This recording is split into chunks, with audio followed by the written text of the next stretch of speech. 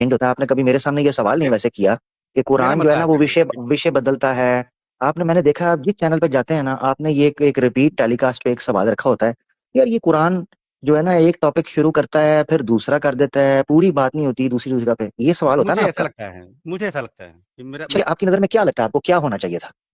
देखिए, चूंकि मैं सनातनी हूँ, मैंने सनातन के सारे ग्रंथ पढ़े हैं, और आपने भी चूंकि काफी अध्ययन किया है। हम्म, हमारे सनातन के ग्रंथों में जो विषय उठाया जाएगा, अगर मनुस्मृति को फॉर एग्जाम्पल हम ले लें, उसकी शुरुआत ही होती है क्रिएटर और क्रिएशन से। और हम्म। जब तक वो बात पूरी नहीं होगी तब तक वो दूसरी सब्जेक्ट उठेगी नहीं। अब आपने मुझे ये बताना है मनुस्मृति किसने लिखी? स्मृति मनु ने लिखी। चलिए। हाँ, जबरदस्त जबरदस्त। चलिए। मनु का मैं इसलिए पूछ रहा हूँ क्योंकि आपने मनु का उदाहरण दिया। अब हम ओपनली बात करने लगे हैं। सनातन धर्म के शास्त्रों को जब आपने पढ़ा, उसमें आप देखते हैं आपको स्कंद, सुक्त, अध्याय, पूरी बात रिदम से चल रही होती है, ऐसे दिखाई देती है, ठीक है ना? बिल्कुल बिल्कुल। वेद किसने लिखे? वेदों के बारे में देखिए, ये होता है ना कि अलग अलग वेद ऋषियों ने व्यास उसको। जी या कोई हाँ। ऋषि, यानी किसी ऋषि ने लिखे। हाँ, किसी ऋषि ने लिखे, वेद व्यास को ही चलिए आप कह हाँ, लीजिए। हाँ, ठीक है, वेद व्यास कह लेते हैं। महाभारत किसने लिखा? वेद व्यास की ही रचना है। हाँ, ठीक है। वाल्मीकि रामायण? वाल्मीकि रामायण वाल्मीकि जी की रचना है। वाल्मीकि जी की रचना है। पुराण? पुराण भी वेद व्यास की ही रचना मानी जाती है। अच्छा, हाँ, वेद व्यास जी मनुष्य थे, ये मैं जानना चाह रहा हूँ थोड़ा। हाँ, बिल्कुल मनुष्य ही थे। हाँ, बस मनुष्य ऐसे ही लिखता है, यही हमारा क्लेम है। नहीं, लेकिन जो देखिए। आपको, अब सुने, मेरी बात मुकम्मल होने देनी है क्योंकि आपको जवाब चाहिए इधर। अब आपने सुनना है, फिर जब जवाब मुकम्मल हो जाएगा ना, फिर आपने उठानी है अपनी आपत्ति। ये फर्क है। जिस क्षण आप ये कहते कि मैंने फलां व्यक्ति और मनुष्य की किताब पढ़ी थी जो इस एंगल से लिखी हुई थी, कि चैप्टर ऐसे होता था, सर्ग ऐसे चल रहा था, श्लोक ऐसे चल रहा था, यही हमारा क्लेम है कि ये मनुष्य की लिखी किताब है। कुरान मनुष्य की लिखी किताब ही नहीं है, ना मनुष्य की प्रस्तुत किताब है, ये उतरी किताब है। Point to be noted, revealed. ये कभी लिखी गई नहीं थी अपने आरंभ के अंदर, ये बोलकर सुनाई गई थी, जैसे जैसे बोली गई वैसे वैसे लिखी गई।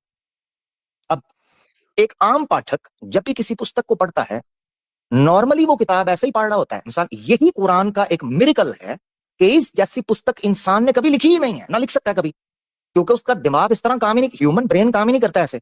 विष्णु साहब बेसिकली पता है क्या सवाल लिए फिर रहे थे इतने अरसे से, कि कुरान भी किसी इंसान की तरह लिखा होना चाहिए था, कि चैप्टर नंबर ये पहले इसकी बात होती, फिर उस समाप्त होता, फिर आगे चलता दूसरा सर्क, फिर वो समाप्त होता और पूरा विषय चलता। जबकि इनको हमारा क्लेम ही नहीं पता।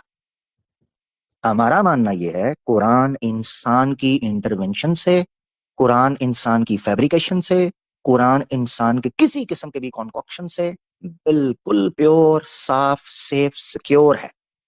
लिहाजा कुरान का राइटिंग स्टाइल जो आपको लगता है, यानी जो रिटन फॉर्म में है, कुरान का जो स्टाइल है, ये तहरीर का नहीं है। लिटरेचर के अंदर जब चीजें लिखी जाती हैं तो उनका अंदाज और होता है। मिसाल के तौर पे अब जैसे मैं अभी बात कर रहा हूं, ये स्पीच है, स्पीच का स्टाइल और होता है। मैं कहीं रुकता हूं, कहीं ऊंची बोलता हूं, कहीं मुस्कुराता हूं, कहीं बात को घुमाता हूं, कहीं इधर लेके जाता हूं, मगर एक फ्लो में चल रहा हूं। मगर जब मैं लिखूंगा, हो सकता है मैं किसी और तरीके से लिखूं। कुरान लिखने के स्टाइल में है ही नहीं है, आपको कुरान बोलता हुआ दिखाई देता है। यह है कमाल। औलू कुल, आपसे सवाल पूछते हैं, यस अलूना का अनहादा व अनफलान व अनफलान, कुल नबी आप इनसे ये कहें। ये है। अब आप जोर लगा लें और इसमें ये ढूंढ लें कि मुझे इंसानों की तरह ही किताब मिल जाए, तो वो नहीं मिलने, यानी यूं समझें कि आप जो है ना वो जो above human average, above human nature बात है, उसको आप ह्यूमन के साथ अप्लाई करके लोगों से पूछते फिर रहे हैं, मुझे मजा नहीं आ रहा। तो ये सवाल बिल्कुल बोदा, बेहुदा, बोसीदा है। बहुत शुक्रिया।